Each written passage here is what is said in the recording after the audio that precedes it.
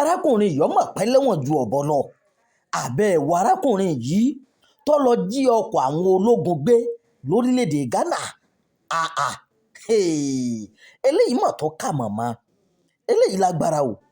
Arákùnrin yìí lọ jí ọkọ̀ àwọn ológun lẹ̀, ọkọ̀ eléyìí tí wọ́n ń pè ní amọ̀fẹ́ikù ló lọ jí gbé ní Ghana.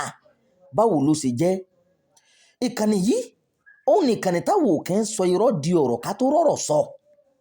Ìkànnì tó jẹ́ pé ìmímí Èdùdùà ní gbogbo ọ̀rọ̀ tó ń jáde látẹnu tíá. Arákùnrin yìí lọ jí ọkọ̀ àwọn ológun gbé lórílẹ̀‐èdè Ghana. Àṣé lóòótọ́ lọ́rọ̀ àwọn àgbà tí wọ́n ní bí ìyá ẹni bá ń bẹ létí òkun tàbí létí ọ̀sà, onítọ̀hún ó lọ rìn bá a níbẹ̀. Ẹni èrí tí ọba sì jẹ̀ kó bọ́ba gbé tó bá dé ẹgbẹ̀lẹ́gbẹ̀ láwàní yóò ju àyè ìkó sílẹ̀. Arákùnrin kan ẹni tí orúkọ rẹ̀ ń jẹ́ Ebenezer Frimpong ni wọ́n ti jẹ́ kó di mímọ̀ báyìí o, pé ó lọ jí ọkọ̀ àwọn ológun amọ̀fẹ́ikù, ó lọ jí gbé ní ọjà gbajúgbajà kan eléyìí tí wọ́n ń pè ní Nkawe tó wà ní ẹkùn Ashanti lórílẹ̀‐èdè Ghana. Arákùnrin Ebenezer Frimpong yìí ó ní a mọ̀ wípé ó lọ sínú ọjà yìí. Ẹni tí ó jẹ́ awakọ̀ ọkọ̀ àwọn ológun yìí ló wa ọkọ̀ wá sínú ọjà. Ó sì fi ọkọ̀ náà lẹ̀ nígbà tó rí nǹkan tó fẹ́ rà. Ó sún síwájú díẹ̀ kò paná ọkọ̀.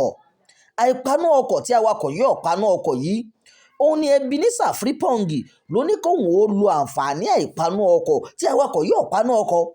Ló bá bọ́ sínú ọkọ̀ yìí, ńṣe ló wa ọkọ̀ náà tó sì gbé ọkọ̀ náà lọ.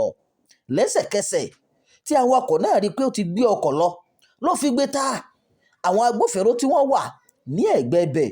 Làwọn náà bá bẹ̀rẹ̀ sí ní ṣiṣẹ́ wọn bí iṣẹ́.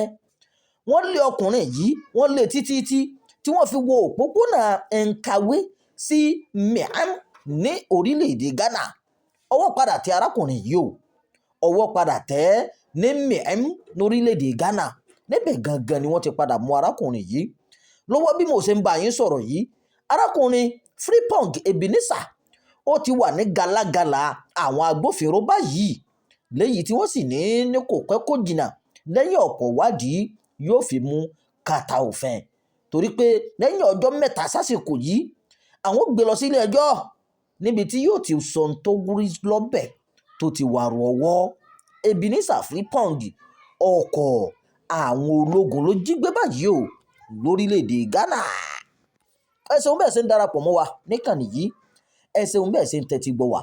Etí tẹ̀ fi ń gbọ́ wa kò ní dùn tẹ́ ẹ̀ mọ́ náwó lé lórí, ojú tẹ̀ fi ń wò wò ò ní di o. Ẹ ṣeun o bẹ́ẹ̀ ṣe ń tẹ́tí gbọ́ wa.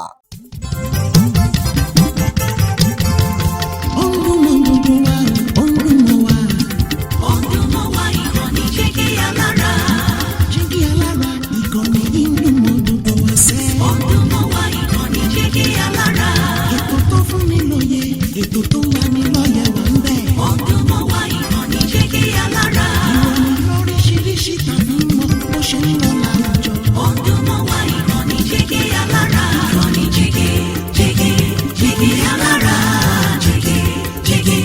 Jígí Alára.